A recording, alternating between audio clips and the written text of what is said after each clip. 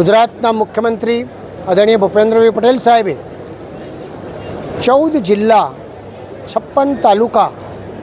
4000થી વધારે ગામ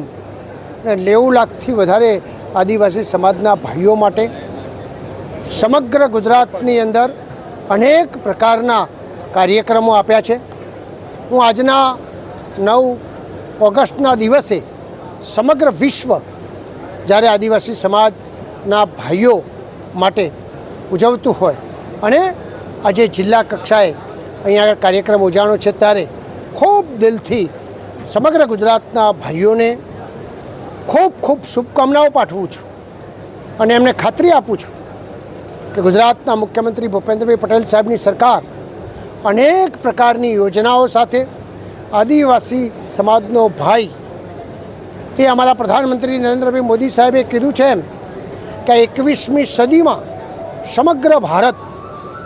જ્યારે 5મી અત્યારે અર્થવ્યવસ્થા છે, ત્રીજી અર્થવ્યવસ્થા બનવા જઈ રહ્યું છે ત્યારે મારો ભાઈ આદિવાસી સમાજનો ભાઈ ક્યાંય પાછળ ના રહે, ચાહે ખેતી હોય, ઉદ્યોગ હોય, શિક્ષણ હોય, એન્જિનિયર હોય, ડૉક્ટર હોય, અનેક પ્રકારે સક્ષમ રીતે આગળ વધે એ પ્રકારની સરકારે વ્યવસ્થા કરી છે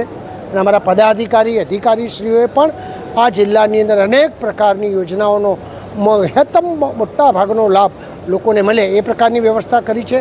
તો આજના પ્રસંગે વિશેષ નહીં કહેતા હું એટલું ચોક્કસ કહીશ કે આવનાર સમય એ આદિવાસી સમાજના ભાઈઓનો છે। તો આ પ્રવાહની અંદર બધા આપણે આગળ વધીએ, શુભકામના પાઠવીએ। કેમ કે આ સમાજે પ્રકૃતિ